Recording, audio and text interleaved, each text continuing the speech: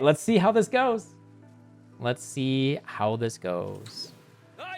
I had no idea this was a thing. This is news to me. I have no flash charges.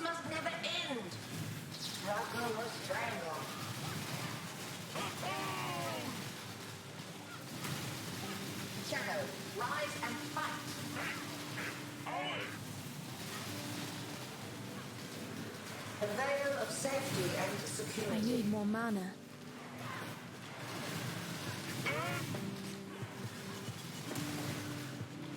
Grip of the infinite. Easy. Easy.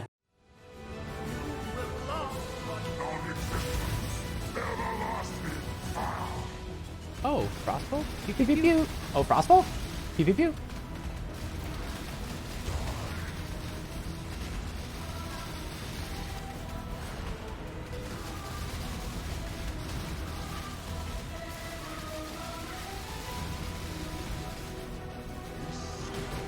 Is doomed.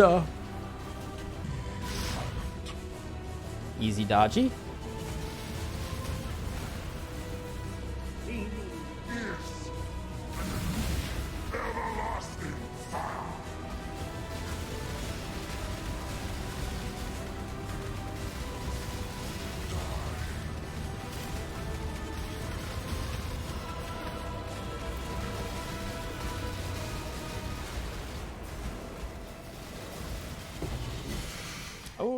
Hello, friends, and welcome back to the first episode of The Joy of Exile.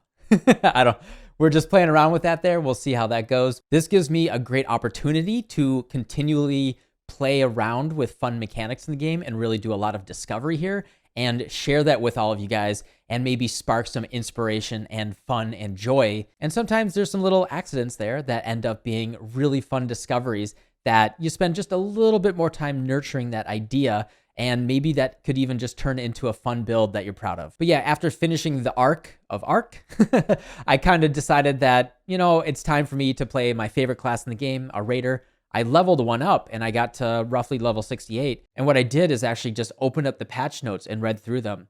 And I wanted to continue playing in the realm of what is all the new stuff in the game. One person in chat actually said, try Ice Nova cast on Frostbolt. That's something that, like, I don't think I've ever even cast it on purpose like that before, like maybe accidentally in, you know, but maybe like in a cast on crit setup, but I've never tried to do self-cast or anything like that. Like I've seen the Mathel versions where, all right, he does the fanaticism thing and obviously insane damage, or like a Pledge of Hands, Archmage type of thing. I've seen those flavors before. Looking at those, I wasn't super interested in it. I like, for some reason, I don't really like Mind Over Matter or Archmage.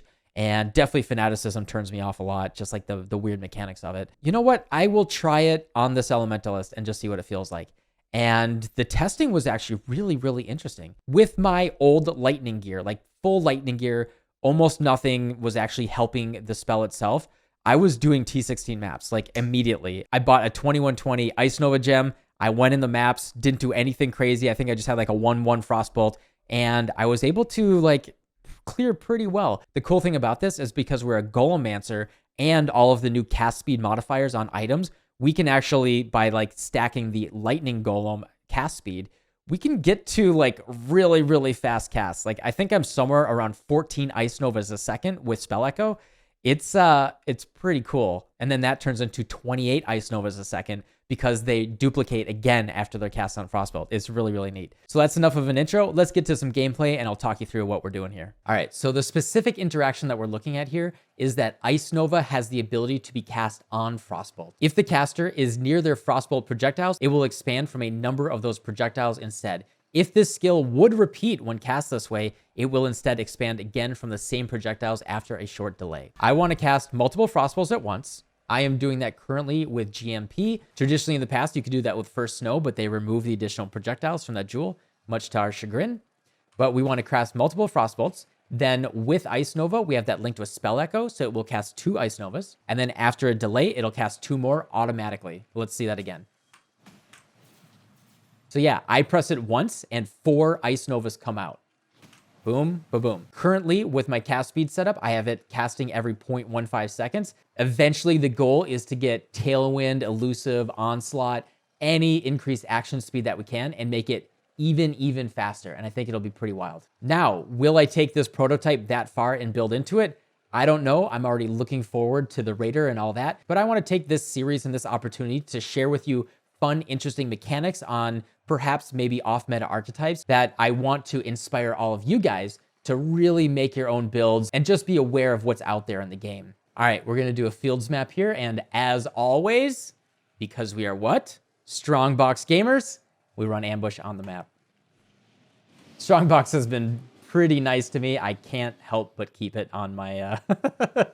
I don't even know if I'm getting that much value out of it here, but I just got to keep using it. It is such a nice dopamine hit every time that Scarab Operative Strongbox pops. But anyway, the playstyle that I have right now, oh, one other thing, is I actually purchased all 3 alternative quality Frostbolts.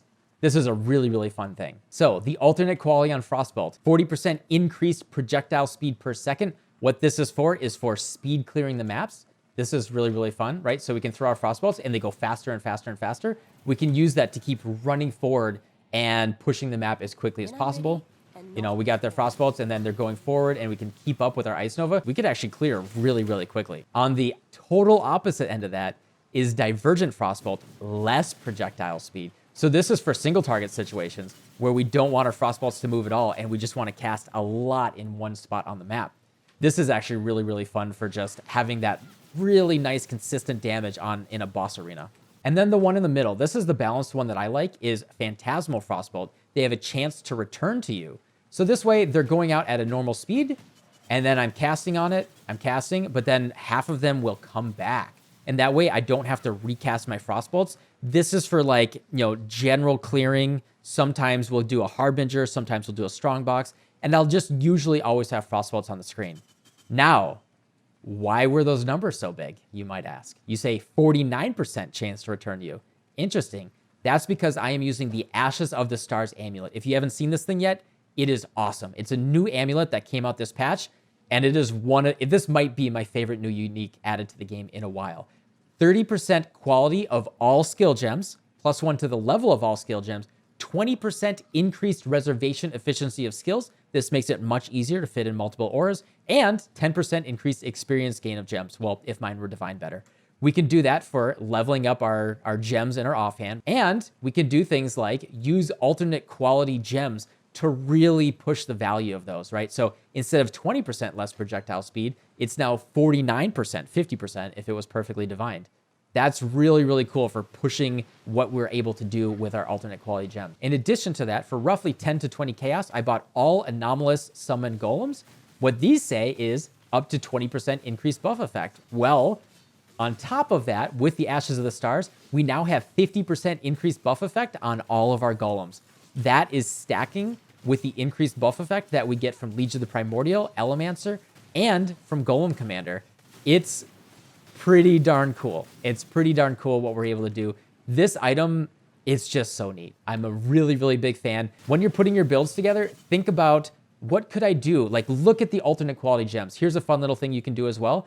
If you are using Awaken PoE Trade, you know, the regular price checking thing that everyone's using, if you don't use Awaken PoE Trade, this is a very nice tool. You can press Alt-W. It will immediately open it up to the wiki and show you the gem. This way you can click through the alternate qualities and do it as like a really nice exploratory tool to see what's out there. And a lot of what I do when I'm putting builds together, when I'm really trying to figure out what's going on, is I'll just open up the resources and peruse through them and just see if something jumps out to me. Anyway, as I said before, Phantasmal Frostbolt is my go-to. This is just really balanced. They're going to go out, they're going to come back, and you can just rely on usually having Frostbolts on the screen to cast your Ice Nova on. So what we can do is, yeah, I just hold down Ice Nova, right? So I throw out my Frostbolts, I hold down Ice Nova, and it will just shotgun and do tons and tons of damage. So let's see it in action. So yeah, I'm kind of just like stutter stepping here a little bit, throwing Frostbolts once in a while, and then just holding down Ice Nova. So it's not really hard on the wrist. You know, I just hold down the button, not doing anything else, very relaxed. And you can see all the Frostbolts are returning to me. Really nice for just not having to worry about the Frostbolts not being on the screen anymore. For reference, I haven't really thought about how much damage I'm doing here, but as you saw from the intro clips, I think I'm somewhere between 2 to 3 million Cirrus DPS. That's at least what it feels like, which for the low amount, in my opinion, that I invested, I am very, very happy with. I think that is, I'm still like roughly in the 5 to 7 exalt range. Like I just moved over my gear to cold gear, but it's the exact same as the Arc Witch. It's feeling awesome. I'm really, really happy with what this is feeling like. And in fact, in terms of single target and safety of clear, it doesn't have that, Arc is chaining and exploding the whole screen. I don't have Vol Ice Nova yet. I'm actually leveling some up to double corrupt them. But in terms of just like dependably, right, I can go back here and I just hold down W, right? I show up my Frostbolts, hold down W, and it can clear the entire screen very safely and from a nice distance. This is great for something like Essences, Harbingers, Ambush Strongboxes, anything like that. We can kind of just like smoothly go forward. We're chilling, we're freezing. Ooh, another Operatives, nice. And as long as we can just throw out our Frostbolts, flame dash backwards, and then just hold down W. I'm just sitting here talking, holding down W. All right, we can open this a second time. Nice. More loot. I like that. I like it. Cool. All right, let's pick that up. So I did, right before the stream start, grab a Zealotry. I swapped out Herald of Ice, and I turned off Vitality as well for Zealotry, because I just want more consistent critical strike chance. It does give me more damage. I lose those Herald of Ice shatters, but honestly, since we're already blowing up the entire screen, they were really not really doing much more than adding a lot of visual clutter, to be honest. It's nice. It's like aesthetically good. It was not doing very much for the build, to say the least. But yeah, this is really what the playstyle is. So I don't have my right colors for my Frostbomb. Normally, I would be dropping a Frostbomb periodically. My real goal here is to get the trigger craft on the suffix for a wand. Then I can have my Frostbomb automatically trigger, and I never have to press that button. I am periodically casting Assassin's Mark just to keep my power charges up, and then for single target, get that crit multi. But yeah, for like boss fights and stuff like that, we are like freezing, doing really, really good damage here. As soon as I get my Assassin's Mark on them, and you can see it just like chunks them down. We do have to be careful about our Frostbolt positioning, but yeah, it feels really, really nice and smooth, and I haven't really scaled the damage too much at all. Right at the end of the stream, I killed Maven, witnessed all 4 Conquerors. I think most of them were deathless, and then as you saw in the clip at the beginning, we killed Cirrus, and felt good, felt really, really safe. The chill and the freezes and all of that really adds a degree of safety to this build that the Arc build, while it was 50% cold, it wasn't hitting as hard with the cold, so the chills and the freezes weren't quite as powerful. And then I can periodically hit Molten Shell if I really want to. Oh, that is a nice little thing as well about the Ashes of the Star. Molten Shell, for example, gets increased duration for its quality. Since we have 50% quality on our Molten Shell, it actually, our Vol Molten Shell lasts almost 20 seconds, 19.89 seconds. That's pretty nice. So yeah, that is mapping with this build. Honestly, it's not a zoomer, but it is very safe, and honestly, it feels really, really good. And casting 14 Ice Novas a second times 2, 28 Ice Novas a second, it is a pretty awesome feeling to just see them just full shotgun up and down the map. It's really nice. And while it is a 2-button playstyle, it actually is pretty nice because you just watch where your Frostbolts are and you can just aim up there, right? Like you are usually kind of just walking around. You basically like pre-fire them and then you're just walking around, right? And I can just put my mouse near them and it'll just auto target. Like I don't have to like really target. It'll just try to do it at the closest to my mouse cursor. So it's really, really lax about the targeting. It's not like really, really intensive. And what I'm doing here is I'll do a Frostbolt. I will hold W, and then I'm just tapping like left click. I'm just holding W, tapping left click, and that will kind of stutter step cast the Ice Nova. I'm just holding the key down. Very, very nice on the wrist. Actually very ergonomic to play. It doesn't feel like a BFBB where you're just always going left, right, left, right, left, right. It's just, you can kind of just stutter step and follow the Frostbolts. Feels really, really nice. The goal of the wands here is as much spell damage as possible, some flat damage to spells if we can, some cast speed, level to gems if possible. +1 cold spell and +1 all would be really, really nice. And then we really want that cast speed, crit chance, crit multi, And then what I really want is the trigger craft on at least one of my wands so I can trigger Frostbolt, Assassin's Mark, stuff like that, just so I don't have to worry about pressing those additional buttons. Heck, if I wanted to, just came to me right now, is I could use Frostbolt in that trigger wand and have multiple Frostbolts coming out as well. Yeah, maybe like Poet's Pen with a shield charge and, Frostbolts coming out. And I don't know, maybe something there, probably not, but these are the type of ideas that you want to go to Blood Aqueducts, test them out. So in here, I am using Zealotry. I actually bought an Anomalous Zealotry for, I think, 15 to 20 Chaos right before the stream. This gives us, with the scaling of the Ashes of the Stars, we actually get 4 more crit multi from the Anomalous, which is very, very little, but compared to the increased area that you get from regular Zealotry, it's something, right? And you may as well spend 15 Chaos for it. So I'm using Zealotry here, Arcane Surge with Flame Dash, keep our mana up a little bit, get a little bit more damage. This helmet, I actually got super lucky. So I bought a Redeemer base helmet for very, very cheap. I think I got it for like 10 to 20 Chaos. Like I said, all of this gear is very, very cheap. I spent almost nothing on it. 10 to 20 Chaos, I hit it with, I think, 1 or 2 Essences of Greed, and I hit this. Honestly, yes, I do recognize this is pretty crazy. I got very lucky with this, but the goal was nearby enemies -9 cold res. The fizz is extra, and it was really just a bonus, but I'm happy with this for now. Ideally, I would go for the 40% Ice Nova damage enchant. I'll do like 1 or 2 lab runs, see if I can get lucky, but I'm not holding my breath on that one. Similar to the other wand, and both of these wands I bought for like 20 Chaos. Absolutely budget bargain bin stuff. We got Phantasmal Frostbolt, Bone Chill support, and GMP. On top of that, I would love to 4-link this so I get Unbound Ailments to really get a little bit more chill effect and more increased damage taken from the Bone Chill support. But since I'm using almost entirely all armor and evasion bases, it's really, really hard for me without investing more to get the right socket colors. So I'm kind of holding off on that and just using what I can get. Ashes of the Stars, this did cost me 1 Exalt. So this is by far the most expensive piece, but this is such a neat amulet that I would strongly recommend. If you get an Exalt, just buy it. It's really, really cool, and I actually think it opens up a lot of possibilities for playing around with builds, especially with alternate quality gems. In the gloves, I'm using Molten Shell with increased duration, and then I have Molten Shell in the left click still. Now, if I had more life, like I said in the previous video, I would like to go to cast on damage taken, but I'm okay with this. It lasts really, really long, and the Vol Molten Shell lasting 20 seconds feels really, really good. Defiance Banner, just a little bit more defense there. Anomalous Summon Stone Golem, even more life regen. So even without Vitality turned on, we have 485 life regen per second. If I did use Vitality, that brings us up to 686.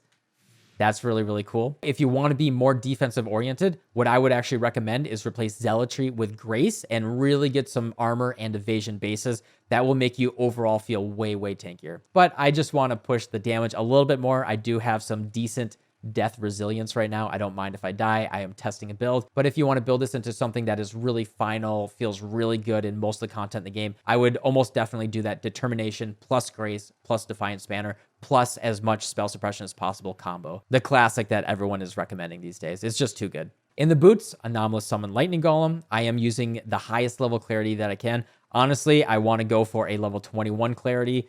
Let's see if I can hit that right now. I could not. No level 21 clarity.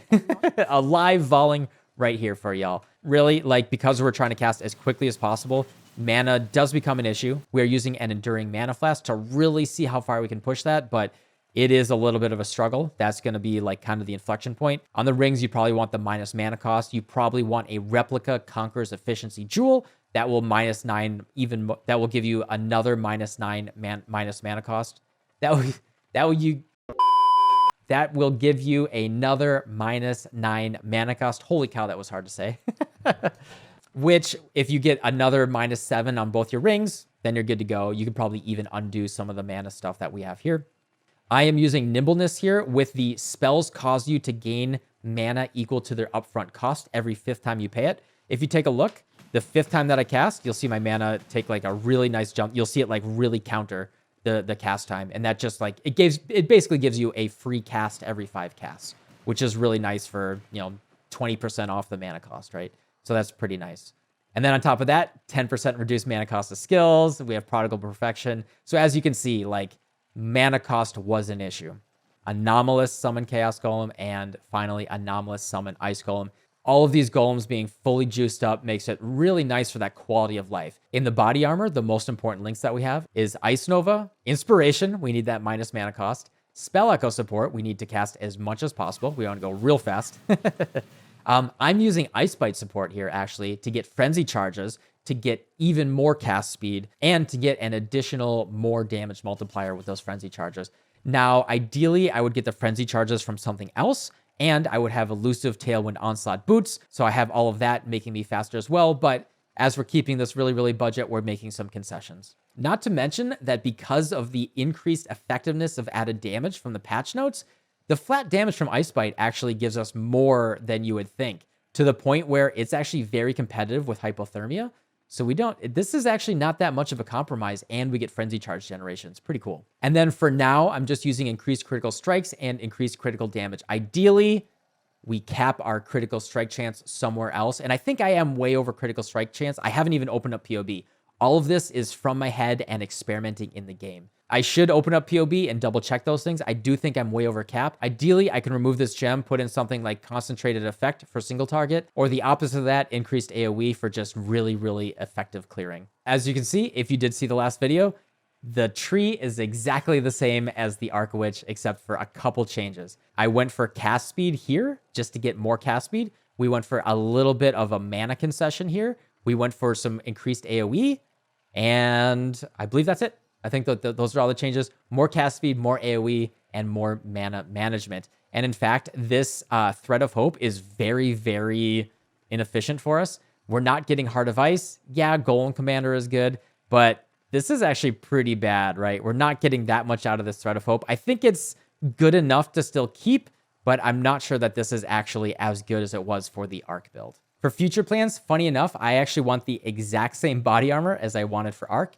I want that spell crit, I want +1 curse, and I want really, really nice armor and evasion. This is the body armor that I wanted to 6-link that I never could. This thing ate at least 1,500 fusings to the point where I got super frustrated and I just bought a 6-link base, and we're trying to roll on this one. So this one we're throwing into Harvest, Reforged Caster, and Reforged Crit, just trying to hit something really juicy.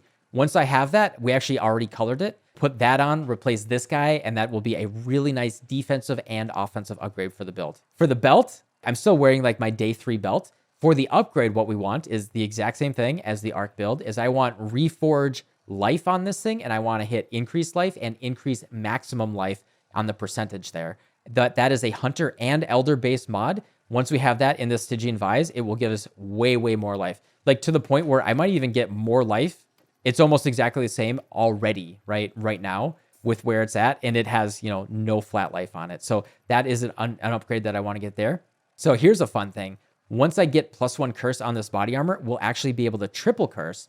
Then I want to move over to a Frostbite on hit ring that goes in addition to my Elemental Weakness on hit ring, that goes in addition to my Assassin's Mark. We'll be triple cursing. We'll be able to shred all of those resistances from the monsters, which is really the hardest thing for a self-cast Elementalist right now. That is the other thing that Inquisitor gets, is he can ignore resistances for free. We have to worry about that, and there's a lot of mobs in the game right now that have anti-elemental resistance auras. That's like the scary thing that's really hurting an Elementalist from doing too much damage, and you want a lot of like cursing and shredding off those resistances. So once we're triple cursing on there, that'll be really, really good. And then once I get the colors set up properly, I can use Unbound Ailment support with our Frostbolt, with our Bone Chill, making that chill that much stronger, which will mean that the monsters have an increased damage taken. You can think of increased damage taken as a more damage multiplier at the end of the entire equation. It multiplies all of your other damage before that, and it's like an additional way to scale damage that generally is one of the best ways to do it unless you already have too much of it. All right, get the sleeping cat in the shot a little bit there. He is out cold tonight. Thanks for watching the first episode of whatever this is, my daily updates, my daily digest of just the fun that I like to have of exploring the game and really delving into some weird stuff by mix and matching things and just seeing what feels good. And really, this is the process that I always go through to find builds that I'm really happy with, by whittling down all of the uncomfortable corners and spending time with it, nurturing it, and putting it together. I don't really think of builds as just like a copy paste thing where, okay, I just bought 10 pieces of gear, I grab these points and it feels good. even if I were to do that, I would still find some corners that I would want to sand down and some rough edges to really make it fit exactly how I like. And I just want to continue bringing you along through this journey as I continue playing this game and doing that process of shaving down the edges, talking about like my farming strategy today was actually a little bit worse than yesterday. Here's why I changed these points. Oh, here's how I messed up these things. Not only show that, hey, it's really, really messy and it's not so clean cut, that you can play the game pretty effectively without being like a type A spreadsheet type of person. That's just not how I think about anything in life. I'm just more of a messy person, but also that you can successfully conquer and accomplish your goals while being that type of person and being yourself. I feel like there's a lot of pushing in the general discourse in Path of Exile that you kind of have to be super efficient, or you have to be this one type of personality that thinks about games in this one way. And I want to continue to push that boundary and show that at least I personally feel like I'm pretty successful in this game without being that type of person. I am not a 10 Mage Bloods and 18 Squires and 3,000 Exalts Elite type of person. I do kill all the bosses really successfully with like really hard challenges with off-meta builds, and I make good currency. I do my 40 out of 40, and I have a really, really good time. For me, I play the game in a way that is just not stressful and is always a joyous and fun time. So yeah, thank you again for watching this first episode as we continue down this long path. And I hope that you too can find joy in your Path of Exile. Join me again on the next episode tomorrow, and don't forget to have fun. See y'all tomorrow. Goodbye.